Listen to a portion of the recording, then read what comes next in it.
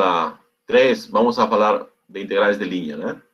Eu falava quando eu fiz no semestre de 2021, né, que existem dois tipos de integrais de linha, né? Tem alguns fatores que fazem diferença, simplesmente introduzem. Uma pequena diferença é integrais de linha, a primeira, né? Quando você define uma função ao longo de uma curva, uma função real ao longo de uma curva, né?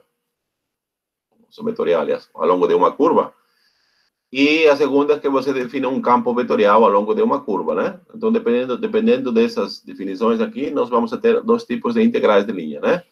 Então, como eu falei, são poucos autores, sobretudo, do livro que usam essa terminologia, né? Nós vamos a chamar, né, integrais de primeira espécie, o primeiro tipo, e integrais de segunda espécie, o segundo tipo, né? Aquelas integrais onde está definida uma função e a outra um campo vetorial, tá bom? Então, vamos a passar a definir, então, essas integrais. Tá certo? Vamos a começar com integrais de linha de primeiro tipo ou de primeira espécie, né? Então, veja aqui. Nós vamos a considerar no espaço tridimensional uma curva suave. Suave ou regular, né? Nós dizemos que suave ou regular é quando a curva, né? Ela possui reta tangente ou vetor velocidade, né? Não nulo, ao longo de toda a curva, né? Ou, dito de outra forma, né? Ou a derivada ao quadrado maior que zero. Significa que isso aqui não se anula. Aqui a curva, vamos notar parametricamente seria o x igual a xt, y de t, c de t. O t é o parâmetro, né? Que varia de a até b, certo? E ao longo dessa curva, vamos a definir uma função real, certo? Deixa eu ver, alguém está entrando, um minutinho. Jonathan, pronto. Isso, vamos a definir ao longo dessa curva gama uma função f, uma função real, né? F está definida. Na verdade, o f está definido na vizinhança da curva gama, né? Ele tem outros pontos além da curva, mas o que nos interessa é os pontos que pertencem à curva gama, né? Uma função definida na curva gama, né? E seja P uma partição arbitrária da curva gama. Partição arbitrária, né? Significa que nós podemos introduzir em alguns pontos na curva gama de forma arbitrária, né? De forma arbitrária. Que correspondem aos pontos, por exemplo, se nós colocamos A0, vou adiantar um pouquinho, que seria aqui seria, por exemplo, A0 corresponde a T0, né? A1 corresponde quando o parâmetro T1. AI menos 1, TI menos 1, aí TI, e assim por diante. Certo? Aqui temos a curva gama e aqui estamos realizando a partição arbitrária. Tá bom? Vamos a voltar aqui. E obviamente, T0, T1, Tn é a partição do intervalo AB. Tá certo? Na verdade, temos duas partições, né? Tanto da curva como do intervalo AB. E vamos a denotar por delta SI, é o comprimento do arco da curva aí menos 1 e aí. Ou seja, aqui, por exemplo, né? Essa aqui, não sei se dá para ver aqui. Essa aqui. Essa parte daqui, né? São os pontinhos que estão aqui. Esse vai ser o comprimento da curva, do arco da curva, desde o ponto AI menos 1 até aí. Vamos anotar com DSI. Bom, DSI. E por DTI, vamos a denotar também o comprimento do intervalo, desde TI menos 1 até TI. Certo? Feito isso, né? E vamos a usar uma definição aqui. Vamos anotar por delta P, ou DP, como sendo o máximo dos comprimentos de todos os arquinhos DSI, né? Por exemplo, pode ser DS1, DS2, DS3, DS3. Nada impede que o comprimento dos arcos todos sejam iguais. Se são iguais, então não tem problema aqui. Ou pode ser que um seja maior que o outro. Então, vamos a escolher com esse DP como sendo o máximo desses comprimentos de arco, né? De I até N. Tá certo? Aqui, se voltamos aqui, por exemplo, aqui. Aqui tem o comprimento de arco, aqui seria D1, é o primeiro D1, né? Aqui, D1. O segundo aqui seria D2, aqui seria DI, aqui seria DN. Tá certo? Como falei, o comprimento dos arquinhos, todos esses arquinhos aqui, podem ser iguais ou diferentes. Então, vamos escolher o máximo dele. Então, o máximo dele vamos anotar com D de P. Certo? Vamos aguardar então a anotação aqui. Agora, o que vamos fazer? Vamos escolher em cada arco, aqui, por exemplo, aqui em cada arco, né? Aqui no arco A0 a 1, vamos escolher um ponto que vamos chamar Ri1. Ri1, né? Aqui no arco AI-1, aí, escolhemos outro ponto que se chama Ri. E aqui do arco AN-1 a N, vamos escolher um ponto que se chama Rn. Tá certo? Ri é uma letra grega, né? Tá certo? Para não estar chamando. Tá certo? Escolhemos em cada arco, então, um ponto. Então, obviamente, que esses pontos arbitrários que escolhemos em cada arco, ele tem componentes, né? Vamos chamar de Xi, YI e Z, né? Cada componente, né? Se I igual a 1, então aqui colocamos um I igual a 2, assim por diante. Certo?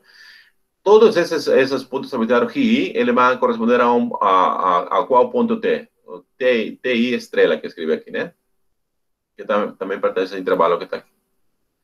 O sea, aqui nada impede que esse Ri ele pertença aos intervalos, aos pontos extremos do intervalo. Ele pode ser AI-1 ou AI, ou pode estar dentro. Certo? E agora vamos a formar uma soma integral. Essa soma integral, como que vamos a formar, né? Seria, vamos a fazer o seguinte aqui, vamos. Aqui, nós pegamos esse ponto aqui e vamos a avaliar a função nesse ponto. Então, temos f aqui, no primeiro arco. F de Ri1 vezes o comprimento desse arquinho. Agora vamos ao segundo arco. F de Ri2 vezes o comprimento desse segundo arco. E assim por diante, vamos até o arco de AI-1 até I. Escolhemos aqui o valor de F, valuado no Ri, e vezes o comprimento desse arco. E até chegar ao enésimo arco, a mesma coisa. F de Rn vezes o comprimento desse arco. Uma vez feito esses produtos aqui, vamos a fazer o quê? Vamos a somar todos esses produtos, certo? Como está aqui. Então, esse aqui se chama uma soma integral. Obviamente, essa soma integral ele vai depender da partição. Vai escolher de que maneira nós estamos escolhendo os pontos na curva gama. Tá certo? Se escolhemos mais pontos na curva gama, obviamente, os produtos vão ser menores. Por quê? Porque os comprimentos vão ser menores. Tá certo? Então, em princípio, então, essa soma integral ele vai depender da partição. Tá certo? Essa aqui é a representação aqui. Agora, veja aqui, vamos a considerar uma sequência de partições. Tá certo? Então, como todos são arbitrários, P1, P2, Pn, da curva gama. De tal forma que esse D, lembra que esse DP, ele que representava, era o máximo dos comprimentos para a partição 1, por exemplo, né? Então, esse aqui representava o quê? É o máximo da partição, o máximo de um arquinho, né? O máximo para uma partição, para a primeira partição. DP2 seria o quê? O máximo dos arcos para a partição P2. E assim por diante, né? Então, assim vamos ter aqui. Se a função F definida na curva gama a valores reais, seja, né? Se existe o limite, veja que esse limite aqui existe independentemente da partição aqui. Ou seja, para qualquer partição que você escolha, o limite vai existir aqui. Se existe esse limite aqui, tá? Aqui substitui SP pela somatória, né? Se existe esse limite vai ser denotado por essa expressão que está aqui. A integral ao longo da curva gama da função f e ds. Aqui, esse ds aqui, o que é esse ds? Esse ds aqui significa comprimento de arco. O comprimento de arco a gente já sabe calcular. O elemento do comprimento de arco, que seria igual a raiz quadrada de x ao quadrado, mais y' ao quadrado, mais z' ao quadrado. Certo? Que seria isso, né? Eu fiz aqui a conta já. Essa aqui é a anotação e essa aqui é a definição propriamente dita. Veja que na curva gama, o t, ele varia no parâmetro de a a b. Então, esse aqui tem lugar desde que o limite exista, né? E o limite exista independentemente da partição que você escolhe. Tá certo? Obviamente, essa partição, ele está atrelada a essa condição aqui. Que o máximo dos arquinhos, do comprimento do máximo dos arquinhos, independente de cada partição, ele tende para zero. Certo? Então, todas as partições estão supeditadas a esta condição que está aqui. Que o máximo dos arquinhos de cada partição tende para zero. Comprimento, né? Então, essa integral aqui chama-se integral de primeira linha, primeiro tipo, primeira espécie, né? Da função f sobre a curva gama. Certo? Assim que se define, então, a integral de linha de uma função real definida ao longo de uma curva, né? Tá certo? Aqui só uma explicação. A parte esquerda, né? Que seria a parte esquerda, que seria essa parte que está aqui, né? A parte esquerda, 1, 2, né? É a notação da integral de linha, né? E a parte direita é a definição em si. Essa definição. Que, na verdade, é uma integral definida, né? Integral de Riemann. Se você quer é um integral de Riemann que a gente sabe fazer. Essa aqui é uma função, aqui também função, e aqui dt seria a variável de integração, né? Então, não tem nenhuma dificuldade no entendimento. A dificuldade, talvez, em calcular essa integral, que é, uma vez, dependendo da expressão, é um pouco complicado, né? Então, antes de elencar algumas propriedades da integral de linha, né? Vamos a considerar os seguintes exemplos. O primeiro, né? Deixa eu ver aqui. O primeiro exemplo. Vamos calcular a integral ao longo da curva gama, da qual a função e raiz quadrada elevado a raiz quadrada de y, ds, onde gama é a curva definida pela equação vetorial. Componentes, né? X igual a 2, y igual a t ao quadrado e z igual a 5, né? E o parâmetro t varia de 0 até 3, certo? Primeiramente, calculamos o quê? O ds. O ds é esse que está aqui, ó. O que está aqui escrito. O ds é esse que está aqui. ds seria a raiz quadrada da suma dos quadrados das derivadas das respectivas componentes multiplicado por dt, né? Certo? Aqui a primeira componente 2, a derivada de 2 dá 0, elevado ao quadrado 0, né? Aqui a segunda componente t quadrado, derivada dá 2t elevado ao quadrado, 4t ao quadrado. A derivada de 5 é 0, ao quadrado 0. Então, dá assim, 4t ao quadrado. Então, o comprimento de arco, o elemento de comprimento de arco é 2t. Certo? Vamos aguardar esse resultado. Assim temos, então, que calcular a integral ao longo da curva gama, dessa função que está aqui, é a mesma coisa que calcular a integral definida, né? O parâmetro vai de 0 a 3, o t. O y, o que foi o y, né? O y está aqui, o y é t ao quadrado. Substitui aqui, t ao quadrado. E aqui ficou esse 2t, como vimos aqui, é o elemento do comprimento de arco, né? Que deu 2t. Aqui. Esse aqui está aqui, 2t. O ds, né? Aliás, 2t de t, na verdade seria aqui, 2t de t. Esse aqui está aqui. 2t de t. Aqui, raiz quadrada de t ao quadrado da t, então aqui calcular isso aqui seria a interação por partes, né? Certo? Como que a gente fez aqui? O 2 aqui, o 2 constante, que escrevemos fora da integral. Aqui, exponencial de t, vamos separar aqui, exponencial de t é t, vamos escrever como sendo o diferencial de et.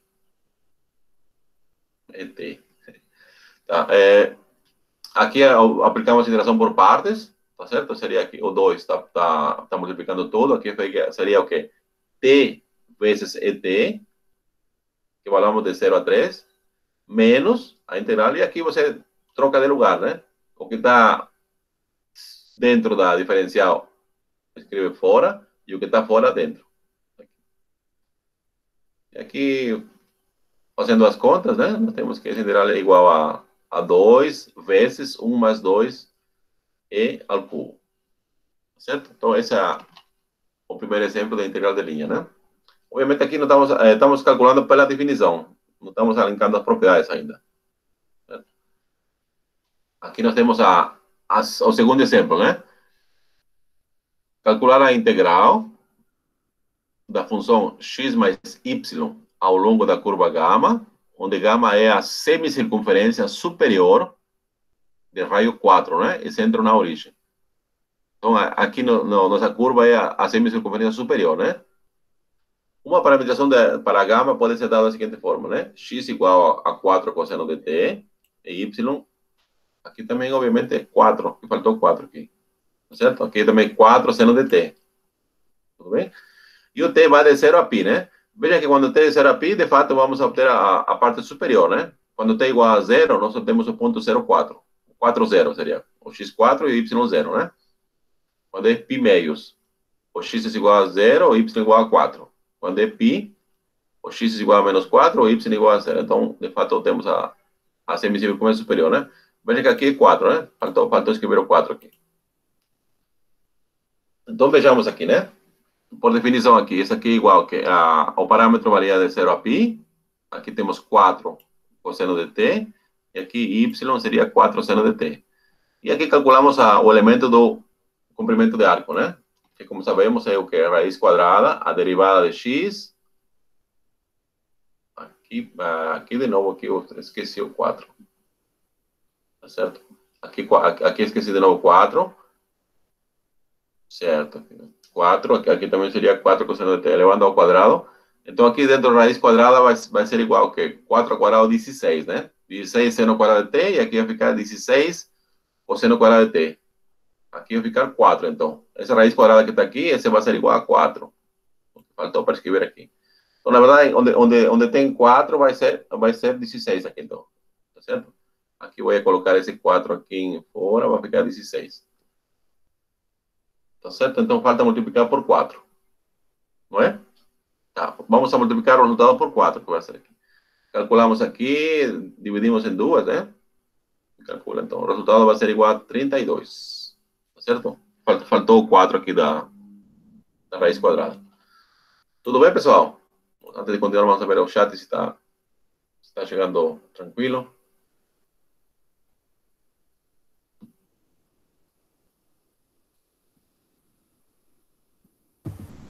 Alguma manifestação? Por mim tá tudo bem. Tranquilo, né? Tudo bem. Tranquilo, então, tá certo. Show. Tranquilo, tranquilo. Vamos a continuar, então.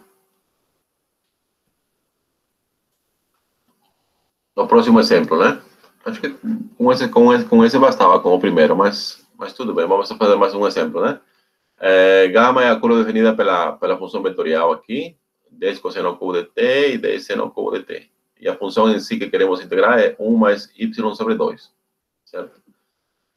Aqui, já substituindo aqui, substituímos 1 mais y sobre 2. Aqui, y é 10 vezes seno ao cubo de t, dividido por 2, então vai ficar 5 seno de t. E aqui, na raiz quadrada, vamos a calcular a suma das derivadas ao quadrado, né? Derivada. Certo? Então, aqui no denominador, aqui tem, que vem aqui? Esse aqui vai ser igual a 1, né? Aqui 30 ao quadrado, sai da raiz, vai ficar 30. E aqui temos, extraindo raiz quadrada, que vai ficar módulo de cosseno de t, seno de t, tá certo? Mas como estamos no intervalo de 0 a π meios, tanto cosseno como seno são positivos, né? Então, a gente exclui a raiz quadrada, não precisa, não. Certo? Então, aqui multiplicando esse parênteses por cosseno de t, seno de t, nós temos esse integral que está aqui e esse integral que está aqui, tá certo? Integral não tem nenhuma dificuldade em calcular, inclusive que a parte de baixo, tá bom. Mas, bom, tudo bem, esses integrais aqui são fáceis de calcular, né? Deixa eu ver aqui. Cosseno, seno, aqui vai ficar seno, a primitiva desse aqui vai ser igual a seno ao quadrado de t sobre 2, tá certo? E aqui cosseno seno, aqui seno 5 sobre 2. Tá, o resultado não saiu aqui, mas tudo bem. Aqui esse integral não é difícil de calcular. Não sei por que não saiu aqui. Isso, não. Cortou aqui. Ó. Mas a gente pode fazer, né? Seria, aqui a última linha é 30 vezes seno ao quadrado de t sobre 2, que vai de 0 a π meio, né? Aqui seria 150 vezes seno de 5t dividido por 5, né? Que vai de π meios, de 0 até π meios. Aí só calcular, né? Vejam que o seno de zero, o seno, ele se vai anular quando t é igual a zero, né? E quando é igual a π meios, o seno é igual a 1. Então, vamos a ter o quê? 30. Vamos a ter 15. Aqui na primeira obtemos 15. E na segunda, é 150 dividido por 5, 30. É 15 mais 15, 45. Então, a integral vai ser 45. Tá bom? Tá, agora vamos a linkar algumas propriedades da integral de linha de primeiro tipo, né? As integrais de linha, as propriedades não se tem um valor teórico quando se quer resolver problemas teóricos, né? Também tem valores práticos, né? Porque ele, a vezes, conhecendo as propriedades, ele facilita as contas de algumas integrais, né? Então, veja aqui, a primeira proposição ou propriedade, né? Decimos que para que exista a integral de linha de primeiro tipo, quando f é uma função que está definida ao longo da curva gama, né? É necessário e suficiente que a função f seja integrável no intervalo AB. Seja integrável. Obviamente que para que exista essa função seja integrável, né?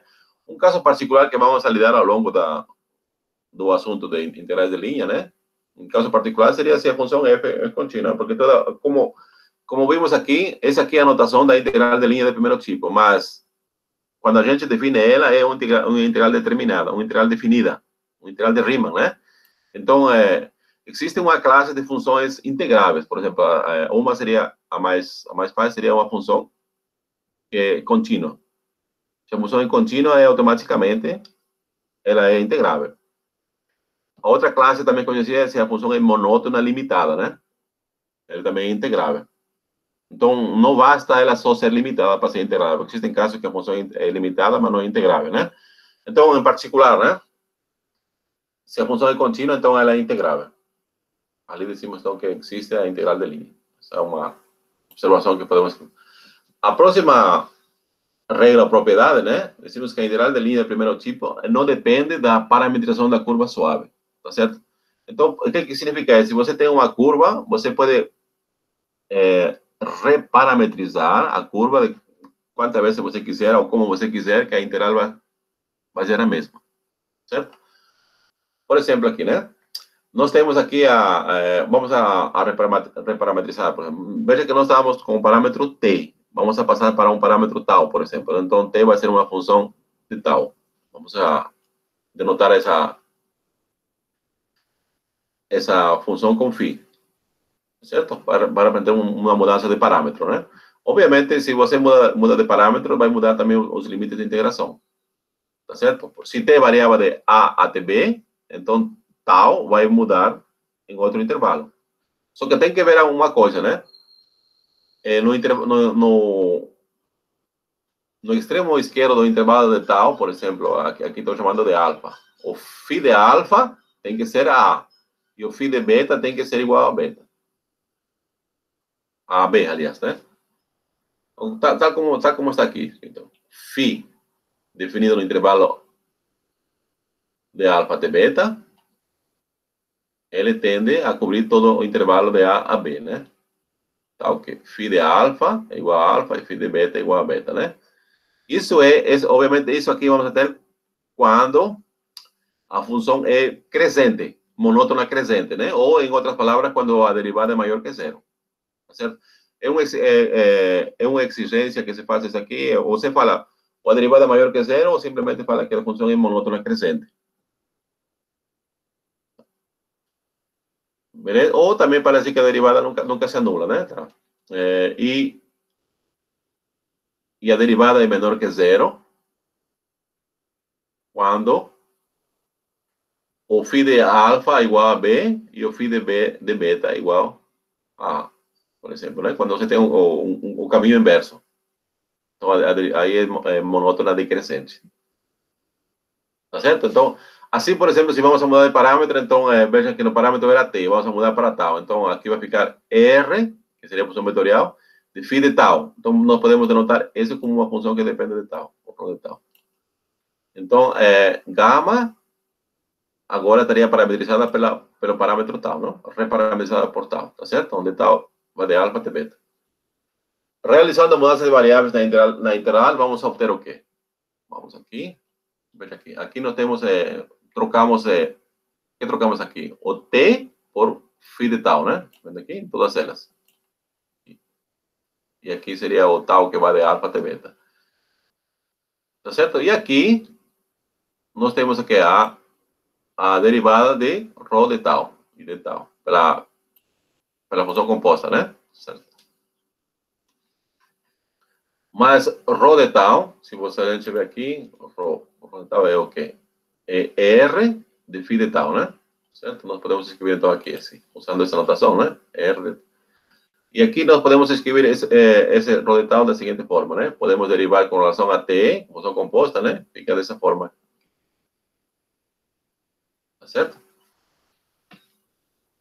Mas, isso que está aqui, tudo isso que está aqui, a gente pode escrever como sendo a norma de a derivada da função vetorial, né?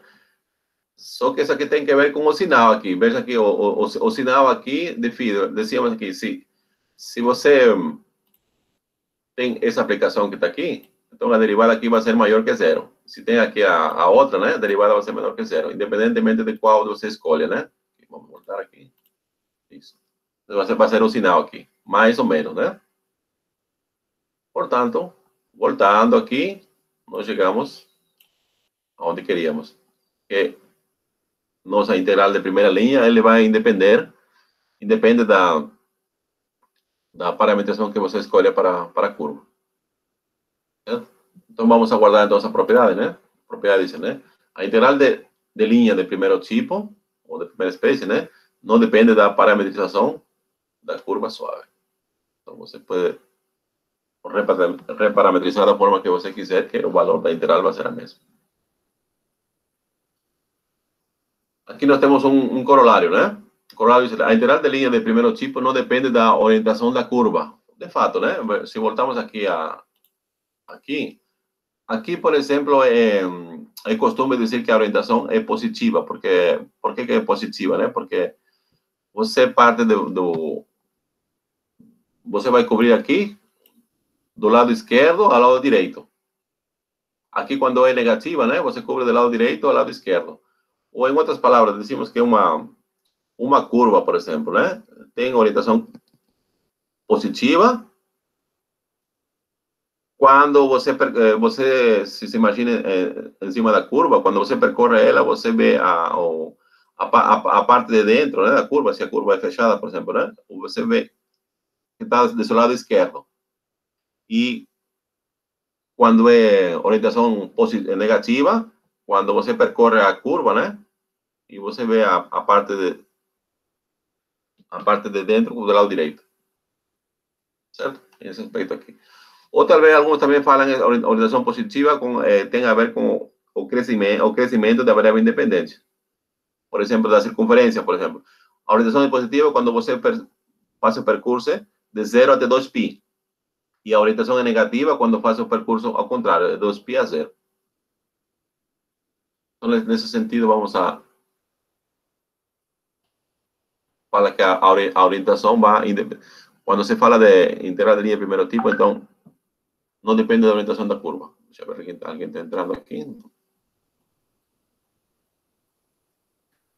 Como a curva de 1 que definimos aqui é suave, é orientável, né? Basta pegar a orientação no crescimento do parâmetro t, que nesse caso aqui. Pegar uma orientação do crescimento t, né? Podemos mudar a sua orientação escrevendo... Para mudar a orientação, que simplesmente é que você muda o parâmetro, né? De t menos tal. Assim fica esse intervalo que está aqui. Assim, pelo teorema anterior, ou pela proposição anterior, né? A afirmação segue. Então, basta só mudar o sinal do parâmetro, que você muda a orientação. Lembremos que da aula anterior, né, sobre funções vetoriais, onde estudamos a forma natural de parametrizar uma curva, né, usando a função comprimento de arco como parâmetro.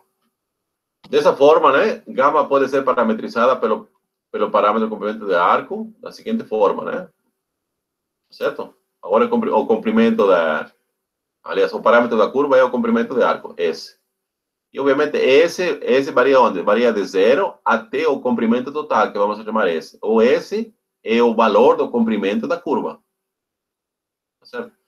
Assim, pode ser assim. Está vendo aqui duas definições. ¿Por quê? ¿Por que podemos escrever assim, né? Porque isso aqui, por essa propriedade aqui. A integral de linha de primeiro tipo não depende da parametrização da curva suave. Então, a gente pode calcular a integral de linha com diferentes parametrizações. Só temos que ter em consideração onde que mudam os parâmetros. Né? Bom, a próxima proposição, que é fácil de ver, né? Se você tem a integral de linha ao longo da curva gama de ds, obviamente esse aqui vai ser igual a S, onde S é o comprimento da curva gama. A prova é muito fácil, né? Seria como corolário isso aqui, na verdade. Basta usar a fórmula 1.3 e colocar F igual a 1, que a gente obtenha. A fórmula 3 está aqui. Esse aqui é um. Basta colocar aqui F igual a 1, que a gente obtenha a fórmula requerida, né? Que seria o comprimento da curva. A próxima proposição, né? Que na verdade seria a definição da integral de primeira linha ao longo da curva gama da função f, né? Definido nessa curva aqui. Veja que esse tau que está aqui, que tau, né? Que está aqui, nós definimos essa ali como sendo que o dp, como sendo o máximo dos comprimentos total de cada partição, né? Arco de cada partição, que seria aqui. É a partição do intervalo 0s, né? DSI é o que? É o comprimento do arco compreendido entre SI menos SI menos 1. Então, essa aqui é uma forma que podemos definir essa integral de linha de primeiro tipo. Bom, a próxima propriedade aqui é que se chama propriedade quando você tem, por exemplo, uma curva suave por partes. O que é uma curva suave por partes? Não sei se a gente definiu na aula anterior, mas vamos a definir agora, não? Uma curva suave por partes quando você pode dividir a curva em partes. Em cada uma dessas partezinhas que você dividiu, a curva é suave. Certo? Por exemplo, aqui, a curva gama, né? É a união de N curvas. Então, o que significa? Na curva gama 1, na curva gama 2, na curva gama N, ela é suave, ela é regular. Ou seja, ela possui tangente em todos os pontos da gama, exceto na fronteira, por exemplo.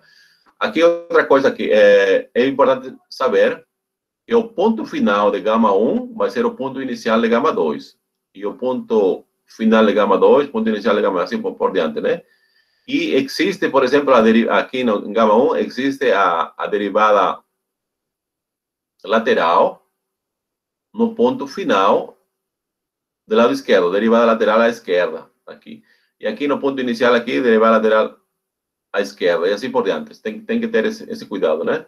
Então, feito essas definições aqui, então decimos que é integrar a função f, fora, né? Ao longo da curva gama é a mesma coisa que integrar f ao longo de cada uma das curvas, a soma de cada uma das integrais. Desde que a curva gama seja suave por partes.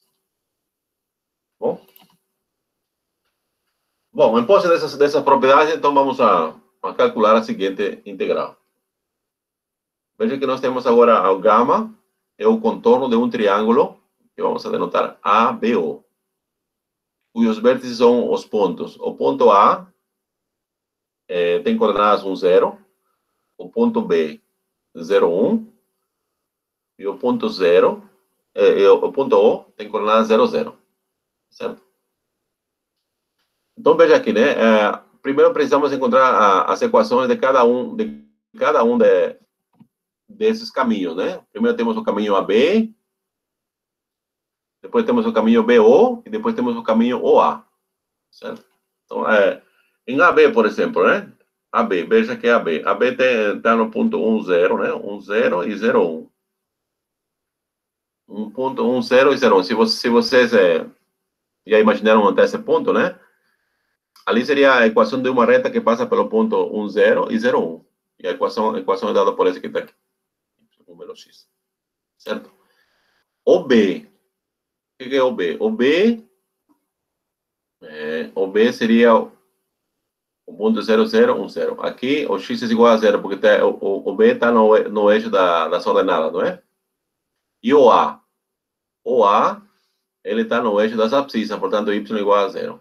Tá certo? Então, vamos a calcular aqui. Veja, aqui tanto faz o B como o BO, certo? É a mesma coisa aqui, porque decimos que a integral de linha de primeiro tipo independe do caminho, né? Da parametrização, da orientação. Aqui é o B ou BO, a mesma coisa. Aqui o A, o A, o AO, a mesma coisa. E aqui a B e BA, a mesma coisa. Então, aqui, usando a propriedade anterior, né, da curva, sobe por partes, então seria que a integral da função x mais y ao longo da curva gama, que nesse caso seria ao longo do contorno do triângulo, né? É a mesma coisa que a integral de AB, mais a integral de BO, mais a integral de OA, certo? Ao longo de AB, AB está aqui, né? Seria x mais... Tá aqui, seria o quê? X é igual a x, aqui, e y igual a 1 menos x. Fazendo as contas, aqui vai dar 1, certo? X mais y vai dar igual a 1. Só que o ds vai ser igual a raiz quadrada de 2, dx. Fazendo as contas, né? Seria a derivada de x dá 1, tá certo? A derivada de 1 menos x dá menos 1. Mas elevado ao quadrado, menos 1 ao quadrado dá 1. 1 mais 1, 2. Depois dá a raiz quadrada de 2, dx. Tá certo? Ao longo de OB é x é igual a 0, né? X é igual a 0 aqui, 0, então vai ficar só y. E ds vai ser igual a 1 vezes dy. Tá aqui. E aqui no trecho OA. No trecho OA, o y igual a 0, então vai ficar x dx. E, obviamente, essas integrais que está aqui são integrais definidas, né? Que são fáceis de calcular. E o resultado é raiz quadrada de 2 mais 1. Bom, não sei se foi muito rápido até aqui. Se tem alguma dúvida, eu vou ao chat para olhar. Sim. Eu entendi, professor. Tudo bem, né? Tem alguma dúvida, Ricardo? Professor, tem uma dúvida. Jonathan. Sim, Jonathan.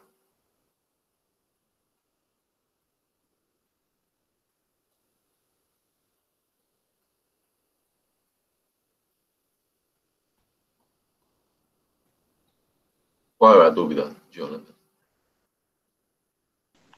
Professor, Sim.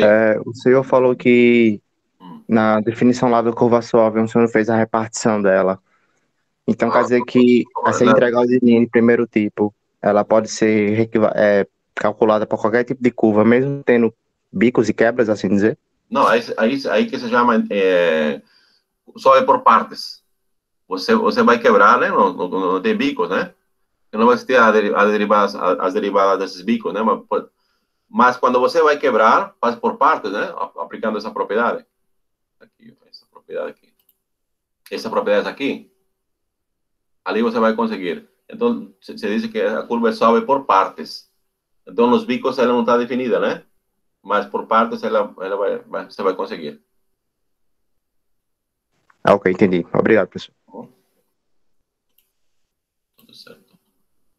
Vamos a calcular a seguinte integral agora, né? Veja que a seguinte integral é o que nós queremos calcular a integral da função 2xy ao longo das curvas gama 1 e gama 2.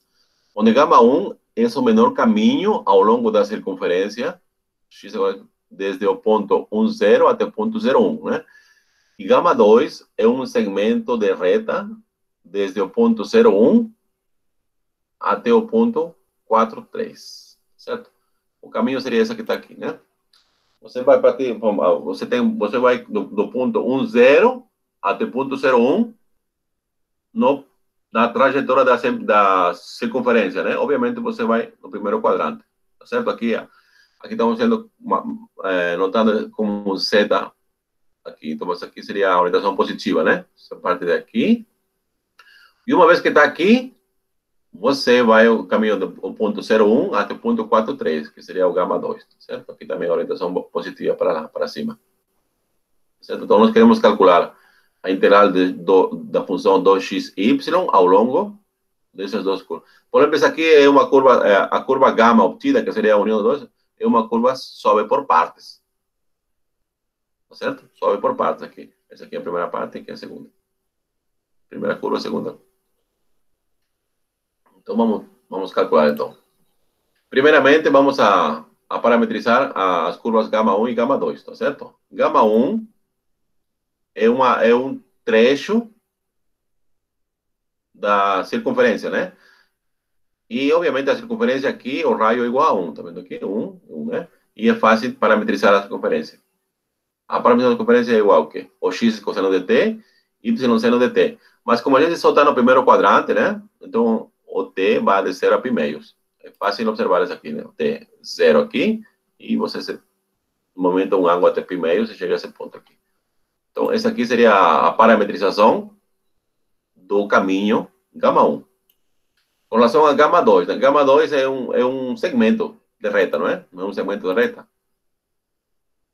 Se você conhece dois pontos, tranquilamente você pode escrever a equação dessa reta que está aqui, que passa por esses dois pontos. Tá certo?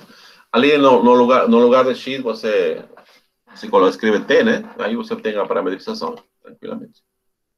Escreve a equação da reta que passa por dois pontos. Só que você precisa só a reta é um ente infinito, não é? Aqui. Só você vai precisar o segmento reto. Então, nesse caso, o x vai mudar o quê? Vai mudar de 0 até t4, né? Então, por isso que você... O 0 a 1, aliás. 0 a 1, né? Isso. De 0 a 1. Aí você obtém a equação da gama 2. Tudo bem? Então, vamos então calcular. Então, a integral então, ao longo desse caminho por partes, né? É igual a soma das integrais em cada um dos caminhos. Gama 1. E aqui só substituir, né? O x por cosseno, o y por seno, e aqui o 2, escreve fora aqui. E aqui dentro, fazer o elemento de comprimento de arco. Certo? Deriva elevado ao quadrado, aqui deriva elevado ao quadrado.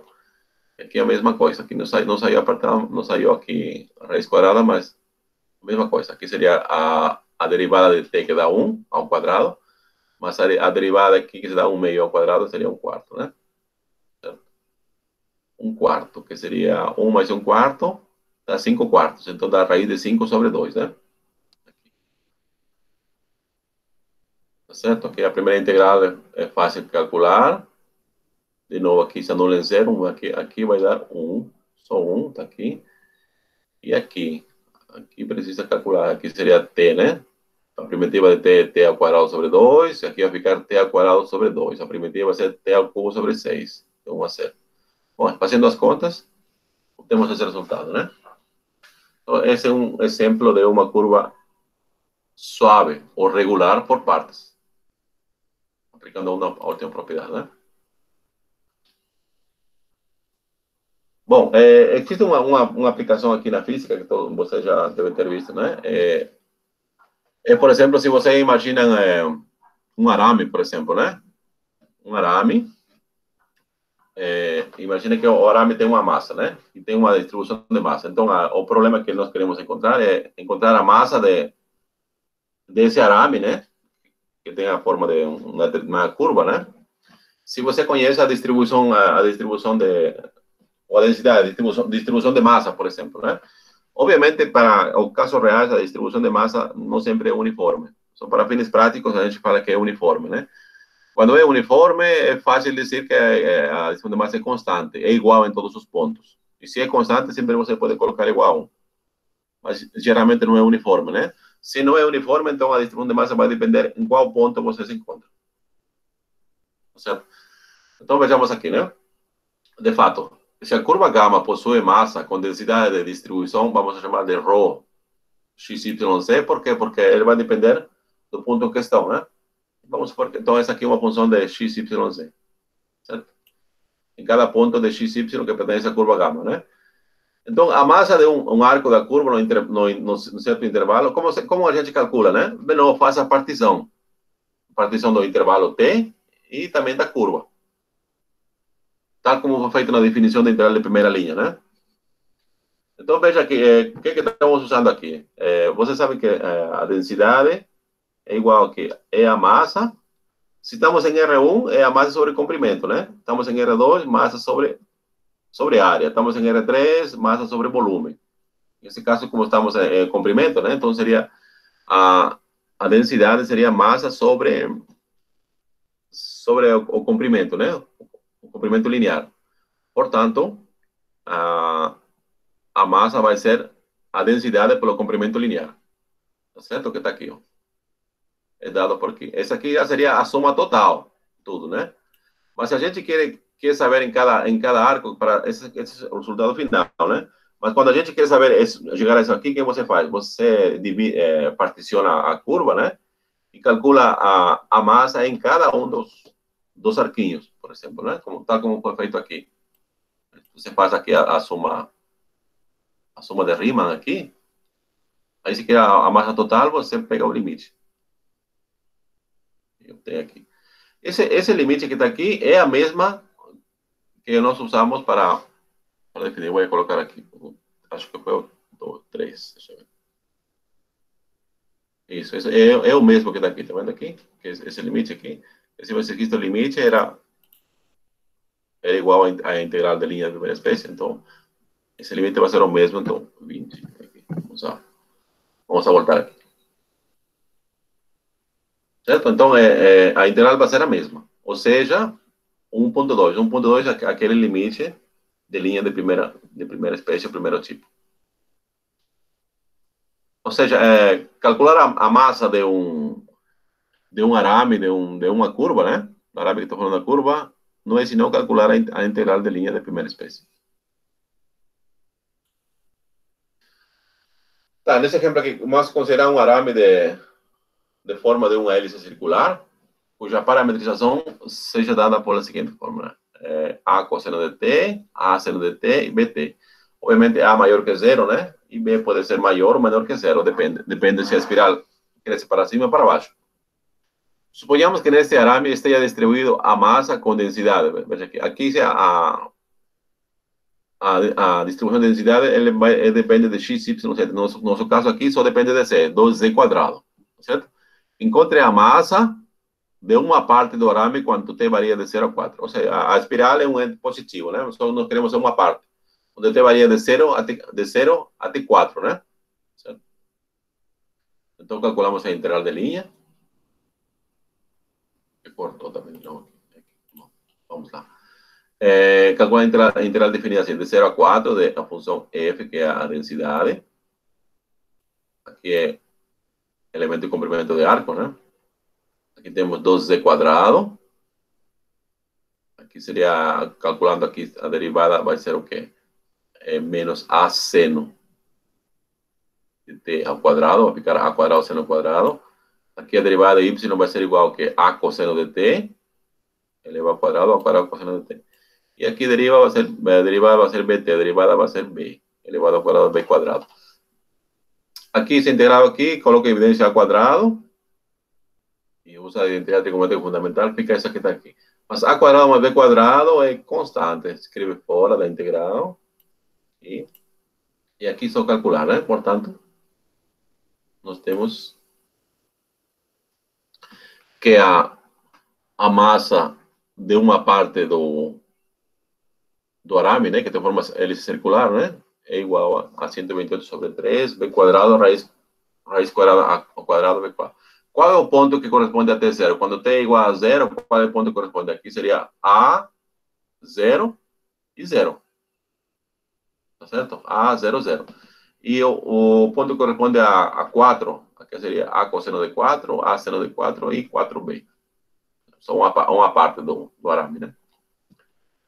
Bom.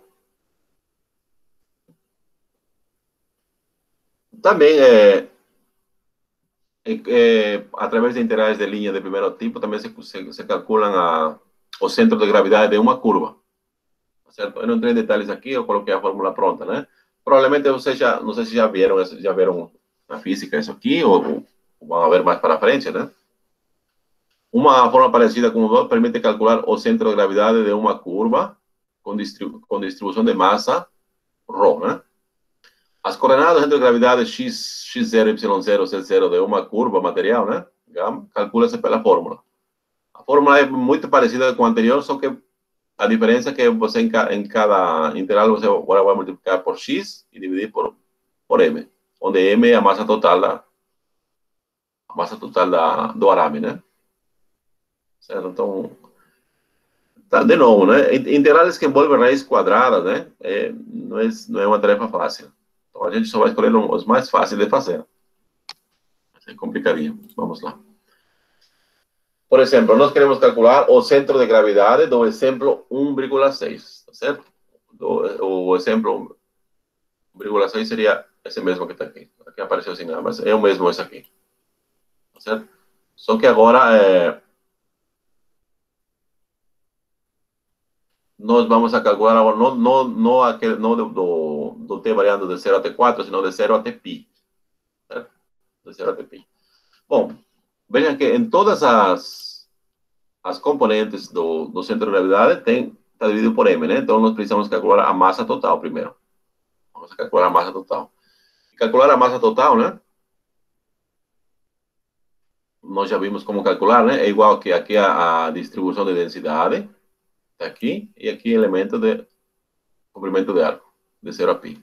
Calculando aqui a massa, não tem nenhum problema, está aqui. Agora vamos calcular cada uma das componentes do centro de gravidade. Na verdade, aqui também não tem nenhum problema, né? Basta só ter cuidado com a integração aqui. Tá certo? Aqui o x é o quê? O x é a cosseno de t, a parametração da área circular, né? O c quadrado é que é b quadrado t quadrado, isso aqui já foi calculado, né? Lembra que deu raiz quadrada ao quadrado de quadrado. Escrevemos fora da integral para não atrapalhar. E aqui, interação por partes duas vezes. Calcula a interação e nós chegamos a esse resultado aqui. Certo? Lembrando que m já foi calculado no passo anterior, né? O m é essa expressão que tem. E, analogamente, calculamos o y0. Certo? Detalhes aqui. E o c0. E, por fim, substituindo valores de m calculado acima, né? Em cada um das componentes, obtemos que o x0 menos 6a, o y0 é 0. Certo? Vejam aqui, alguém pode observar, muitas vezes quando calcula o centro de gravidade de curvas, o centro de gravidade geralmente se encontra fora da curva, que é o caso aqui, por exemplo, né? O centro de gravidade do arame, que tem forma circular, ele está fora da curva. Por quê? Aqui, onde está? Aqui. Porque esse ponto que está aqui, está fora do arame, está vendo aqui? O arame é menos 6A, está fora do arame, essa componente. É fácil de ver, né? Por exemplo, não sei se você pega aquele ponte estaleada, né? Que está na arena das dunas. O centro de gravidade dele está fora da ponte. A diferença, por exemplo, quando você calcula centro de gravidade de regiões planas. Ali sim o centro de gravidade está na região mesmo, né? Agora, quando calcula curvas, geralmente o centro de gravidade está fora da curva. Certo? Que é o caso desse aqui. Tudo bem, pessoal? Alguma dúvida? Ou podemos seguir para frente?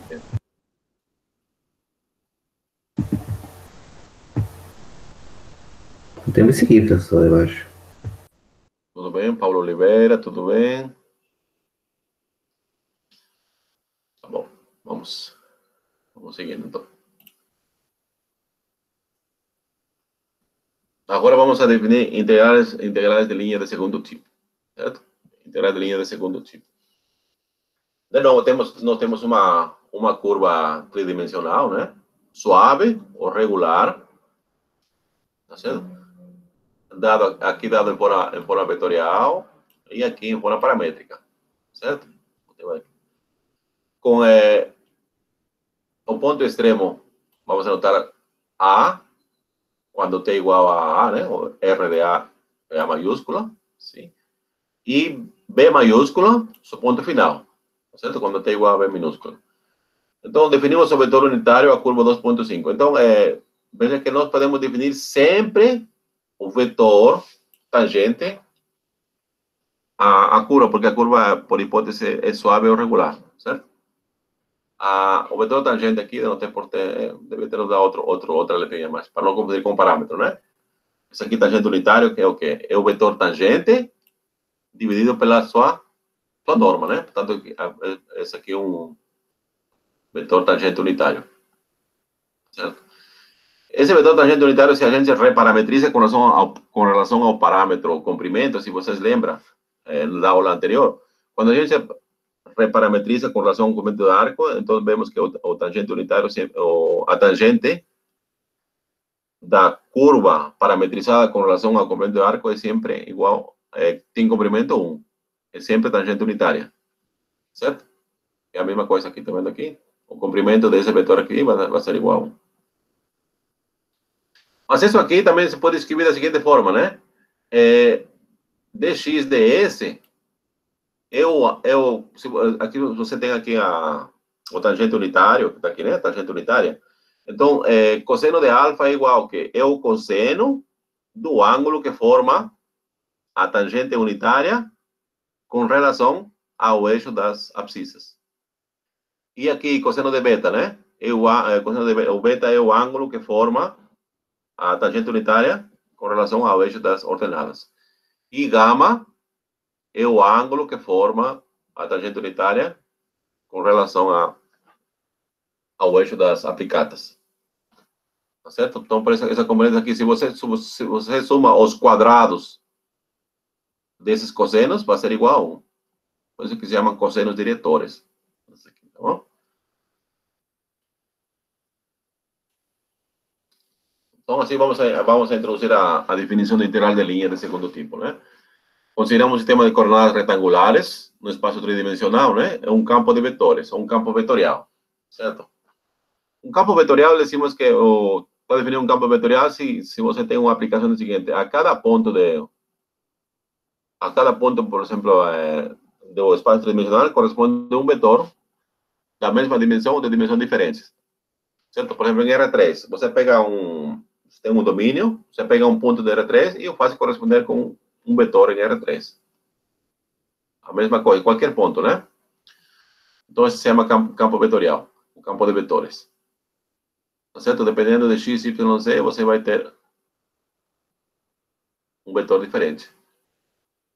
Mas nós estamos definindo esse campo de vetores ao longo da curva gama. Tá certo? Você pega um ponto... Acho que eu tenho aqui um desenho, deixa eu ver aqui. Isso. Aqui, por exemplo, né? Você tem uma representação da curva gama, por exemplo, aqui. Certo? Você tem um pontinho aqui, por exemplo, né? Aqui. Em cada ponto aqui, ele vai corresponder a um vetor. Aqui. Então, você definiu ao longo dessa curva gama um campo de vetores. Cada ponto da curva corresponde a um vetor. Tá certo, né? Então,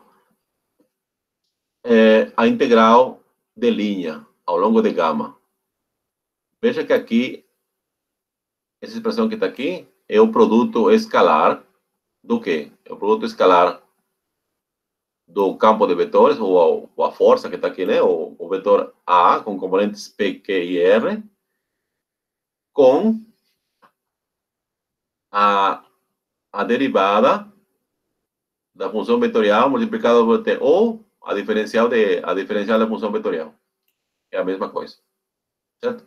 Aqui escrevendo mais detalhadamente, né? O P, que é uma componente do vetor A, ele depende de x, y e z, tanto como Q também, né? Certo? E R é a mesma coisa.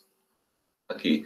A diferencial de x é o quê? É a derivada de x vezes dt. Então, aqui tem x', dt, aqui é a mesma coisa. Diferencial de y, derivada de y vezes dt. E dz, derivada de z com dt. Então, todos, está vendo aqui, multiplica por x, e todos têm dt aqui, dt. Aí eu coloquei dt em evidência. Aqui, dt. E aí, escrevemos esse produto que está aqui, a soma dos produtos, como sendo o produto escalar que está aqui. E aqui, introduzindo dt, aqui dentro do produto escalar, seria R' dt. Mas R' dt é o quê? É a diferencial de R. Então, vocês podem encontrar nos livros ou dessa forma aqui, ou dessa forma que está aqui. Elas são equivalentes. Então, essa integral aí chama-se integral de linha de segundo tipo do campo vetorial A ao longo da curva gama. Certo? Integral de linha de segundo tipo ou segunda espécie, porque é a integral ao longo de uma curva e definida uma função vetorial. Como no caso anterior da integral de linha primeiro tipo, era uma função real, né? Aqui é uma função vetorial ou um campo vetorial. Tá bom? Essa aqui é a diferença, então, integral de linha de primeira espécie ou primeiro tipo para integrales de linha de segundo tipo. Tá certo? Vamos explicar um pouquinho mais a definição, né? Geralmente, o integral de linha de segundo tipo, na maioria de trabalhos, então, ele provém da física. Muitos conceitos matemáticos, eles provêm da física, né? E esse aqui não é diferente, por exemplo, né? Ele provém do cálculo do trabalho. Aqui que se denomina trabalho, né? Em física, né? Trabalho é o que você é a força, é o desplazamento, né? De uma partícula ao longo de uma trajetória, né? Que realiza uma força para deslocar um ponto móvel, né? De um determinado ponto até um determinado ponto. Certo? Isso seria a definição básica, né? Então, isso que vamos a tentar definir através da integral de linha de segundo tipo. Veja aqui, nós temos uma curva gama, e vamos supor que na curva gama tenhamos uma partícula, certo? E, obviamente, nessa curva gama vamos a definir um campo vetorial, certo? Então, o trabalho que desenvolve o campo vetorial A, no intervalo, aqui particionamos o intervalo do parâmetro, né? Quando você particiona o intervalo do parâmetro, obviamente também vai particionar a curva. Aqui, esse aqui é um fato, né? Sabe-se que o trabalho, né? Nesse intervalo aqui é dado por esse produto escalar. A força, esse dr que está aqui, ele tem a direção da vetor tangente. Acho que eu coloquei aqui para aqui. Certo? Dr. Esse dr aqui, ele tem a direção do vetor tangente. Aqui. E esse A é o campo vetorial que você define. Então, o trabalho que você, por exemplo, desenvolve, vamos supor, num intervalinho de aqui até aqui, esse é um intervalinho pequeno, aqui, não sai aqui, é dado pelo produto escalar do campo vetorial e o dr. O dr é o que? O vetor tangente é o diferencial do vetor tangente. Vamos a voltar aqui. Certo? Onde dr é a diferencial da função vetorial r e dt, obviamente, maior que zero, né? Suficientemente pequeno. Assim, o trabalho total que desenvolve a força A para aumentar a partícula ao longo da curva gama é dado por... Você vai somar todas as trabalhinhos, né? Aqui. Você desenvolve aqui ao longo de um trecho, outro trecho, vai somar e vai calcular esse limite. O limite quando ele vai para o infinito. Mas, no entanto, esse limite que está aqui, se ele existir, é a mesma coisa que esse integral que está aqui. Certo? Por isso, dizemos que, então, para calcular o trabalho que desenvolve uma força para mexer uma partícula ao longo de né, é calculado usando a integral de linha de segundo tipo. Certo? Aqui nós temos aqui o trabalho desenvolvido da força do campo vetorial A ao longo da curva gama. Certo? Aqui vamos ver um exemplo de aplicação. Temos aqui uma força definida ao longo de uma curva, que nesse caso é uma hélice circular, né? Esse campo vetorial é definido da seguinte forma, né? Quais são as componentes? X menos 2x ao quadrado z e xz, né? Então, ele vai depender de cada ponto da curva, né? Então, ele desloca uma partícula que está no ponto M, com coordenadas 2, 0, 0, até o ponto N, 0, 2, 3 pi-meios. Então, nós queremos, então, calcular o trabalho que desenvolve essa força para deslocar uma partícula do ponto M até o ponto N, certo?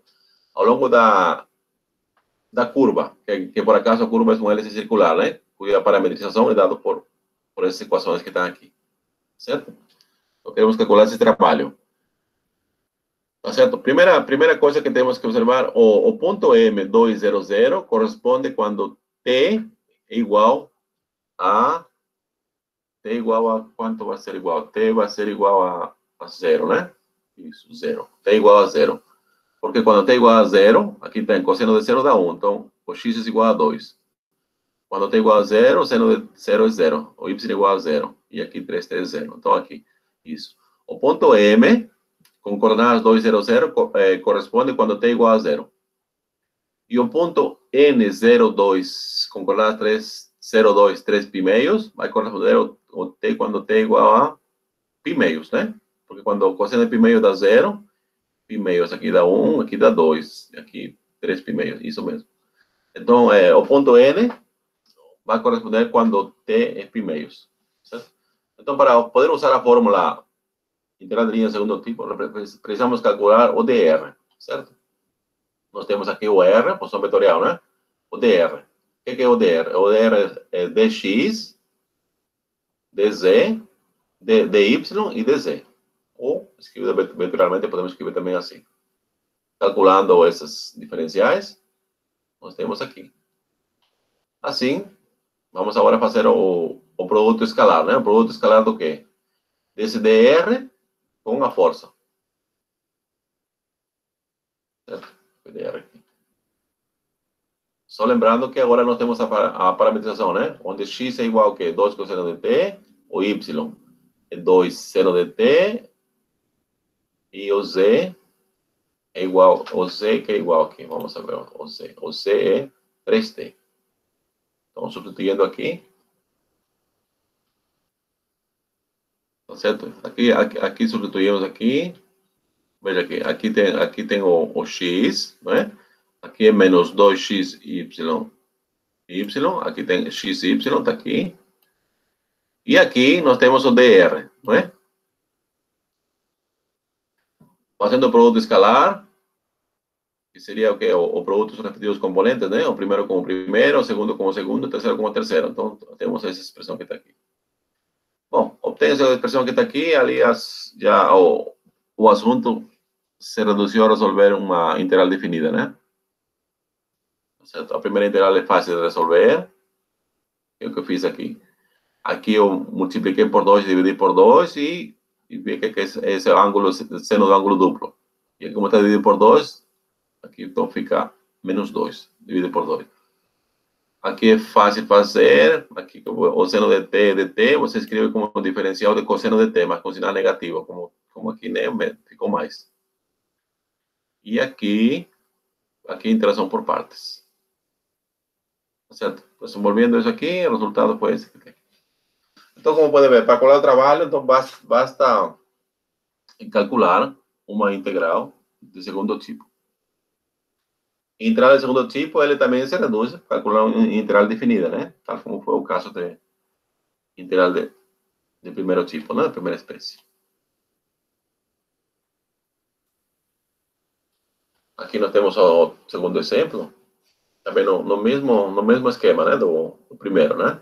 Nós temos um campo vetorial, só que só temos em R2 aqui, mais fácil ainda, né? Aqui temos a componente x, a primeira componente, aliás, depende de xy, que seria x ao quadrado y, a segunda componente está aqui, né? Nos pide encontrar o trabalho realizado por essa força, ou por esse campo vetorial, né? Para deslocar uma partícula do ponto A00 até o ponto B1, ao longo da parábola, yx ao quadrado. Certo? Agora temos uma parábola, a trajetória. Parametrizamos a parábola, nós podemos escrever, o parâmetro pode ser x ou t, tanto faz. X igual a x, y igual a x ao quadrado. Então, dx, obviamente que vai ser igual a dx, né? dy vai ser a derivada, aqui vai ser 2x vezes dx. E aqui substituindo, né? Lembrando que o y vai ser x ao quadrado. Então, aqui temos que substituir aqui y por x ao quadrado. Aqui substituiu. E aqui 2x ao quadrado também substituiu aqui. E fazendo o produto escalar que já está feito, calcula a integral definida, né? Dessa forma. Tudo bem, pessoal? Até aqui. Tudo bem.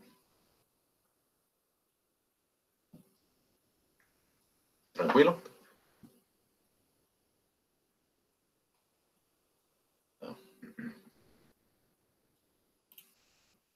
Deixa eu ver aqui. Certo, agora vamos a estabelecer algumas propriedades da integral de linha de segundo tipo, né? Tal como foi estabelecida na primeira, na integral de linha de primeira espécie. Primeira coisa, né? A existência da integral de linha de segundo tipo, né? Para que ela exista, né? É necessário que as funções do campo vetorial, né? P, Q, R, sejam integráveis em AB. É óbvio isso aí, né? Em particular, se o campo é contínuo ao longo da curva gama, então decimos que a integral de segundo tipo existe. A segunda propriedade, né? Vejam que aqui também podemos calcular usando os ângulos. Você em um exercício dado, possa ser que sejam dados os ângulos que formam o vetor tangente unitário com os eixos de coordenadas, por exemplo. Se você conhece esses eixos de coordenadas, é fácil, então, calcular também essa integral. Só que quando é dado os ângulos aqui, você tem que calcular com relação ao parâmetro S, do comprimento do arco. Certo? Que tem uma pequena diferença aqui. Tem que ter cuidado. A terceira propriedade diz que a integral de linha de segundo tipo, né? Não depende da parametrização da curva suave, com orientação fixada. Ou seja, o que significa isso? Se você tem uma orientação fixada da curva, então, se você reparametriza novamente, preservando a orientação, então o resultado vai ser o mesmo. Certo? Então, a integral de segunda linha, ela independe da parametrização da curva se a orientação permanece fixa. Se não é alterada a orientação. Então, isso aqui também é importante quando vamos a calcular, né? E a outra propriedade, né? A integral vai mudar de sinal quando mudamos a orientação da curva. Se você muda a orientação da curva, então a integral vai mudar de sinal. Assim, por exemplo, aqui, né? Se nós queremos calcular a integral de segunda linha ao longo da mesma curva, só que a orientação dela é ao contrário, tá vendo? Colocamos aqui gama menos, né? Então, o resultado vai ser o mesmo valor que a integral de linha da segunda espécie ao longo dessa curva, só que com sinal trocado. Certo? Aqui, gama menos 1, gama menos 1, não é menos 1, gama menos, na verdade, só, né? Não é menos 1 aqui, gama menos, ele representa a orientação contrária à curva orientada. Certo? Aqui, os casos particulares, por exemplo, né? Se você tem, por exemplo, dy ou y e z são constantes, ali só você vai calcular com relação a x, né? Então, esse aqui é um caso muito, muito particular, né? Que você calcula. Tá certo? Aqui o primeiro caso, quando y e z são constantes. O segundo caso, quando x e y são constantes. Ou z, quando o x e o y são constantes. Isso aqui é muito análogo à integral definida, né? De Riemann. Aqui, tal como o caso, a próxima propriedade, tal como o caso da integral de linha de primeira espécie, né? Também tem a propriedade aditiva, né? O que significa isso, por exemplo, né? Nós temos espaço tridimensional e a curva sobe com A a B. Você que tem aqui, o parâmetro vai mudar de A até B. Mas, se você escolhe, por exemplo, aqui o gama 1, ao longo, por exemplo, de A até C, certo? Tem de A até C, tem uma determinada curva. E de C até D, outra curva. Da forma que o gama seja a união de gama 1 e gama 2. Certo? Então, integral ao longo de gama, da integral de segunda linha, né? A ser igual à soma das integrais em cada uma das curvas, gama 1 e gama 2. Obviamente, desde que a integral do lado esquerdo ou integral do lado direito, cada um, exista, né? Vamos ver se existe. Bom, vamos calcular, então, uma integral de linha de segundo tipo. Temos aqui um campo vetorial dado por el vetor f, cuya primera componente es 2a menos x, y la segunda componente es igual a x. ¿Cierto? Un campo vectorial. Y aquí o a va a ser un parámetro positivo, definido a lo longo de un arco de cicloide. Digamos, ¿no? O arco de cicloide é definido por essas equações paramétricas que está aqui. A cicloide, se vocês lembram ou já viram, né? É uma curva infinita. Então, nós só vamos a pegar um arco, né? A cicloide é definida como sendo que o lugar geométrico dos pontos que descreve um ponto fixo de um círculo, quando ele se desliza ao longo de uma mesa, de uma trajetória retilínea, por exemplo, né? Você fixa um ponto, podem imaginar uma moeda, por exemplo, né? Você marca uma moeda e coloca na mesa, aí vai girar, por exemplo, né? Quando ele realiza uma volta completa, ou seja, quando t vai de 0 até 2π, ele vai gerar um arco cicloide. Tá certo? E se ele continua rodando, vai gerar mais outro arco, seria de 2π até 4π, e assim vai, né? Mas todos esses arcos são iguais. Então, o que interessa aqui são um arco de 0 até 2π. Tá certo? Então, nós queremos calcular a integral de segunda linha desse campo vetorial ao longo da cicloide, do primeiro arco da cicloide, né? Queremos calcular, então, esse integral de linha de segundo tipo. Certo? Bom, primeiramente vamos escrever a função vetorial R, né? Na forma, a função vetorial R está aqui. Ou aqui seria R, a primeira componente, vírgula, e a segunda componente. Aqui calculamos a diferencial de R, né? Que seria a derivada, cada um deles, e multiplicado por dt. Assim, nós temos essa integral que vai ser igual aqui, né? Colocamos aqui um produto escalar. Aqui temos o campo vetorial. E aqui de x de y é o que? É o do R, né? É a diferencial da função vetorial. E, obviamente, antes de fazer o produto escalar, a gente vai substituir o x e y, o dx e dy, né? Por suas respectivas expressões que estão aqui já. O x está aqui, o y está aqui, né? E o dr já está aqui também. Tudo. Substituindo aqui, tendo, obviamente, bem cuidado quando fazer o produto escalar para evitar confusões, né? Ou pequenos erros. Nós chegamos a essas integrais que está aqui. Essa integral, a primeira, ela calcula essa integração por partes. A segunda, acho que só a primeira, só isso aqui, né? Isso. Aqui é menos, não é mais. Aqui é isso, é menos. Aqui não é igual, aqui é menos. Esse igual aqui, dá um erro aqui. É menos aqui só. Tá certo? Tem esse com esse aqui. Aqui é também interação por partes. Nós chegamos a essa expressão que tem aqui. Tudo bem?